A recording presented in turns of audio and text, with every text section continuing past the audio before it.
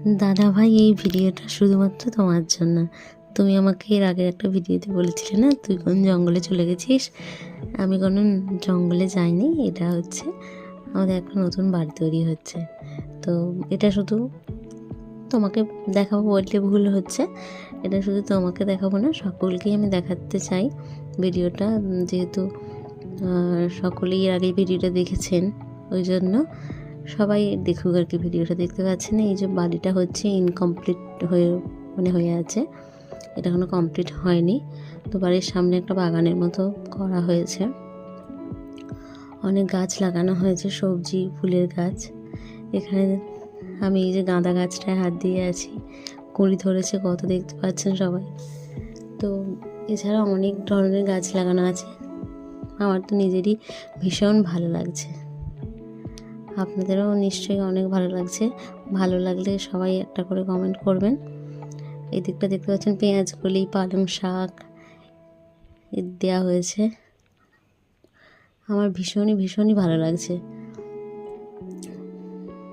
আপনারা সকলেই দেখুন, এত একটা সুন্দর পরিবেশ এখানটা রয়েছে। ছবিতে আমাকে যার সাথে দেখছেন উনি আমার দিদি, আমার ঠাকুমা। ছোটো থেকে ওনাকে আমি দিদি বলেই ডাকি। আমরা বাড়ির সকল আমার ভাই বোনেরা সবাই দিদিকে দিদি বলেই ডাকি, ঠাকুমাকে দিদি বলেই ডাকি। আমরা ছোট থেকে ঠাকুমার কাছেই বড় হয়েছি, মা বাবার কাছে কম থেকেছি। ঠাকুমা দাদুর কাছেই থাকতাম, রাত্রে ওদের কাছে ঘুমাতাম, সারাদিন আমাদেরকে খাইয়ে দিত, স্কুলে যেতাম, চুল বেনুনি করে দিত। স্কুল থেকে এসে পড়তে বসতাম, পড়ার পর সে কলা খপা করে চুল বেনিয়ে দিত, রাত্রে শুতাম, আবার সকালে ওটা খুলে ফেলতাম যাতে চুল বাড়ে। আমার দিদি করে দিত এটা। দিদি আমাদেরকে খুবই ভালোবাসে আমাদের সকলকে। যেহেতু আমি বাড়ির বড় মেয়ে, আমাকে সব থেকে বেশি ভালোবাসে আমি মনে করি। আমিও খুবই ভালোবাসি দিদিকে।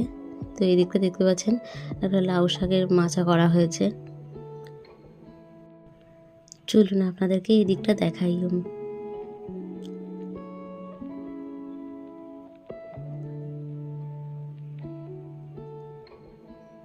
আমার তো লাউ শাক ঘন্ট সাথে পালং শাক, লাউ শাক ঘন্ট খেতে খুবই ভালো লাগে।